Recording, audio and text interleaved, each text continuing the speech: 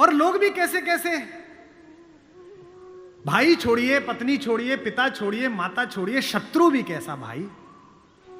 इस कहानी का तो विलेन भी कितना खूबसूरत है, कितना कमाल का विलेन है। उत्तम कुल पुलस्त मुनि नाती, पुलस्त का नाती है भगवान शंकर का अनन्य भक्त, दशग्रीव। 10 सिर नहीं है उसके, ये सम्मित है, ये जो रामलीला में लगा देते हैं। 10 दिमागों के बराबर का आईक्यू है। जिसके ऊपर 10 सिरों की कृपा चलती हो, 10 काम एक साथ करता हो, 10 तरह से सोचता हो, उसका नाम दशानन है।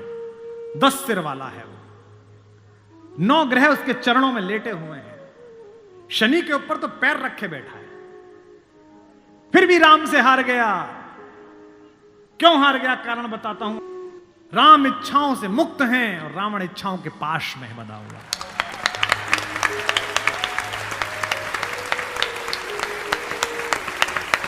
फिर जागना कि रावण मनुष्यों पर राज्य करता है, राम मनुष्यता पर राज्य करते हैं।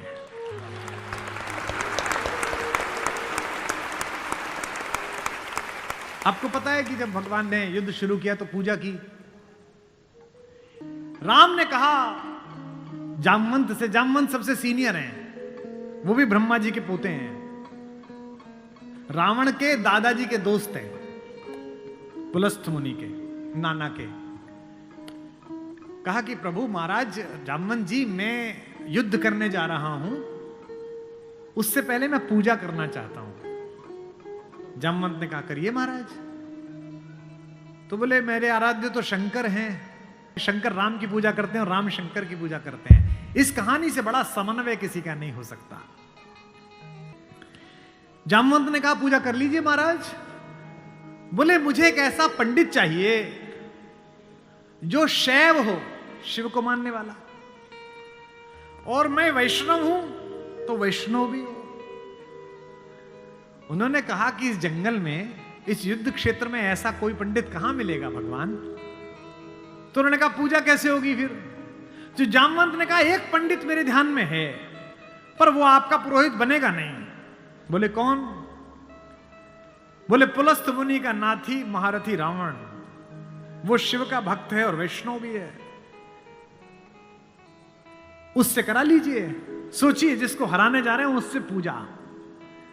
राम ने जामवंत से कहा कि महाराज पूछ के तो आइए, अगर महापंडित रावण आज्ञा दे दें इस यज्ञ के लिए तो मैं कर लूं। रावण को पता चला कि जामवंत बुलाने आए हैं। रावण ने अपने सैनिकों से कहा कि जैसे ही दादा जामवंत आए, कोई उनसे प्रश्न ना करे, उन्हें बस महल का मार्ग दिखा दे, हाथ जोड़ के सब चरण छुएं। जामवंत पहुंचे, रावण किले के द्वार पर चरण छूने आया। कहा कि पितामह मैं आपको प्रणाम करता हूं, मैं धन्य हुआ कि आप पधारे। जामवंत ने कहा कि मैं बहुत प्रसन्न हुआ तुम्हारी अतिथि सेवा देखकर। बिठाया, पूछा कैसे आए हैं। जामवंत ने कहा मैं एक इच्छा लेकर तुम्हारे पास आया हूं। एक मेरे साथ 2 यजमान हैं, वो एक यज्ञ करना चाहते हैं युद्ध शुरू करने के लिए। उन्हें एक ऐसे पंडित की आवश्यकता है जो शैव भी हो और वैष्णव भी। तुमसे अधिक गुणी व्यक्ति तो पृथ्वी पर नहीं है, क्या उनका पुरोहित बन सकोगे। क्या पूछा रावण ने पहला, क्या करेक्टर है, वाह। रावण ने कहा जहां तक मुझे सूचना है आपके दोनों यजमान अयोध्या के निर्वासित राजकुमार राम और लक्ष्मण तो नहीं है। जामवंत ने कहा हां दशशीष, वे ही दोनों हैं, क्या आप स्वीकार करेंगे। उसने हां ना नहीं करी, फिर बोला क्या उनके यज्ञ का उद्देश्य लंका विजय। जामवंत ने कहा हां उनका यही उद्देश्य है, क्या आप स्वीकार करेंगे। उसने कहा मैं तो जिज्ञासा के लिए पूछ रहा था, अन्यथा द्वार पर आकर किसी पंडित से कोई यज्ञ के लिए कहे, अस्वीकार करना उसका धर्म ही नहीं है। मैं आपके साथ चलूंगा और उनका यज्ञ कराऊंगा।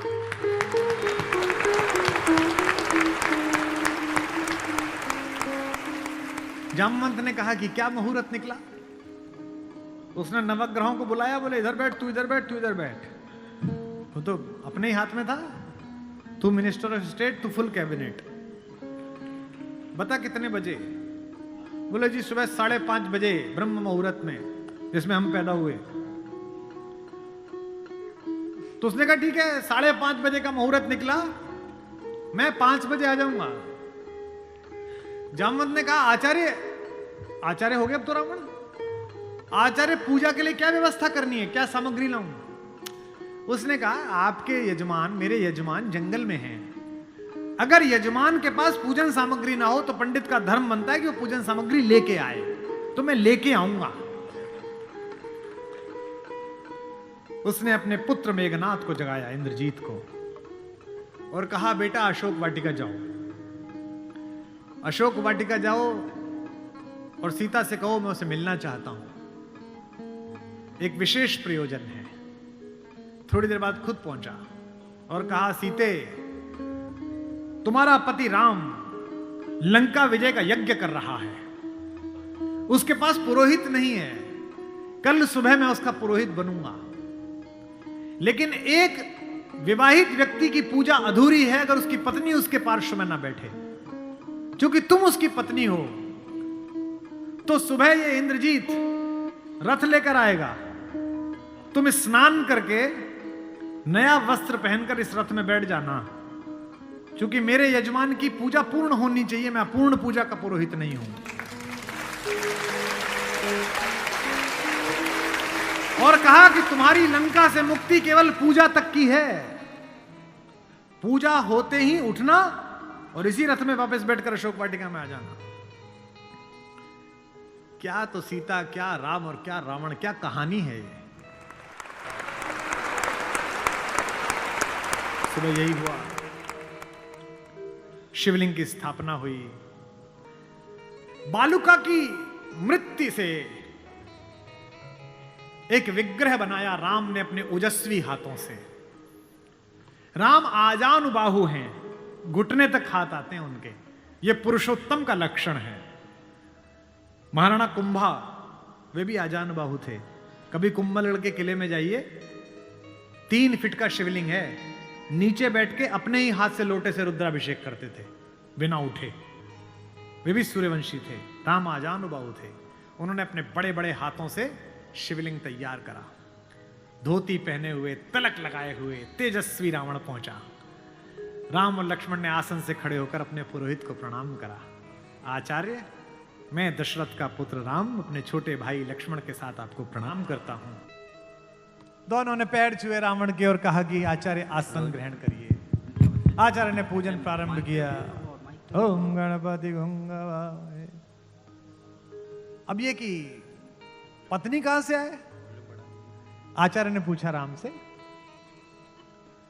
मेरे यजमान विवाहित है? राम ने कहा हाँ आचार्य मैं विवाहित हूं। अपनी धर्म पत्नी से कहिए कि वो आपके पार्श्व में आकर बैठे। राम ने कहा आचार्य मेरी धर्म पत्नी मेरे साथ नहीं है। तो जामवंत ने कहा आचार्य अब पूजा कैसे होगी? बोले पितामह मैंने आपसे कहा था कि किसी यजमान के पास अगर सामग्री किसी भी तरह की पूरी ना हो, कोई व्यवस्था पूरी ना हो, तो आचार्य का धर्म है कि वो पूरी व्यवस्था बना के लाए। बेटा इंद्रजीत, यजमान की पत्नी को उनके पार्श्व में स्थापित करो। अपहरण गई हुई मां हमारी जगत जननी भारतेश्वरी पार्श्व में बैठी। पूजन प्रारंभ हुआ, सारी अर्चना हुई और पूजन के बाद रावण ने कहा कि मैं आप दोनों यजमानों को आशीर्वाद देता हूं कि आप दोनों जिस संकल्प के कारण ये पूजा कर रहे हैं, आज सारे देवता उपस्थित होकर आपके संकल्प को पूर्ण करें। मैं आशीर्वाद देता हूं।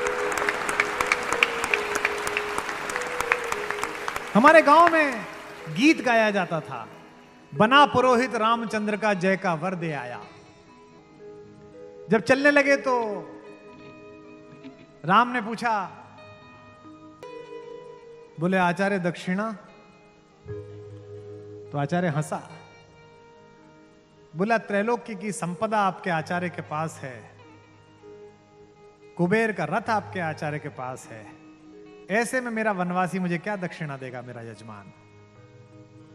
तो राम ने कहा कि मैं रघुवंशी हूं, दक्षिणा के बिना पूजा कराना मेरे लिए निष्फल हो जाएगा, आप दक्षिणा तो मांगिए। तो रावण ने कहा कि मैं आपसे समय पर दक्षिणा मांग लूंगा।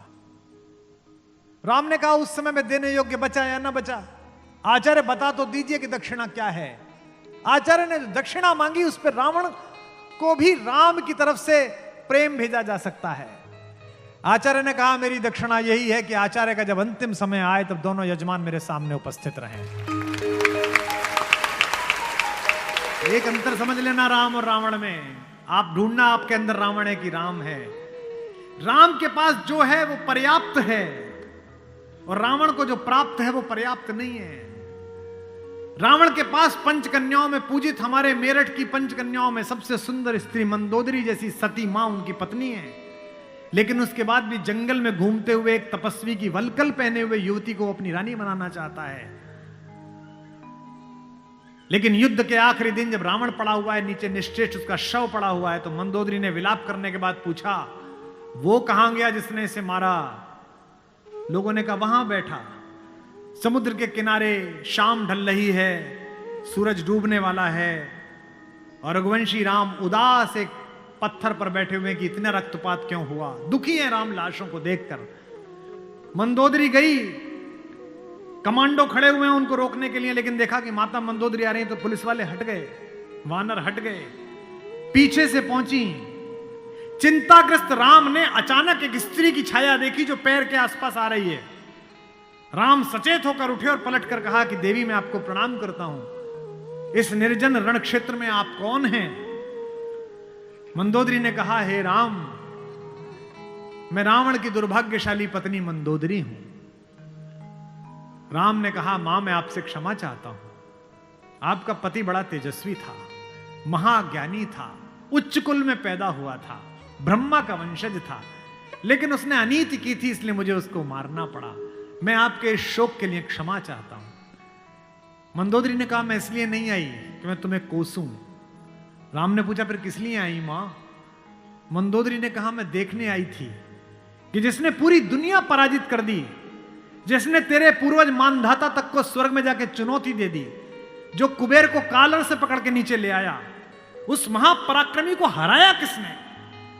ऐसा उसमें क्या है जो मेरे पति में नहीं था? तो राम ने पूछा कि मां आपको पता चला क्या है? बोले हां पता चल गया, आने से पहले ही पता चल गया। राम ने पूछा क्या अंतर है? बोले राम एक मेरा पति था जो मेरी जैसी सुदर्शना होते हुए भी तेरी पत्नी चाहता था, एक तू है कि पीठ पर से भी परस्त्री की छाया पड़ी है तो उठकर खड़ा हो गया है, ये उसमें तुझ में अंतर है।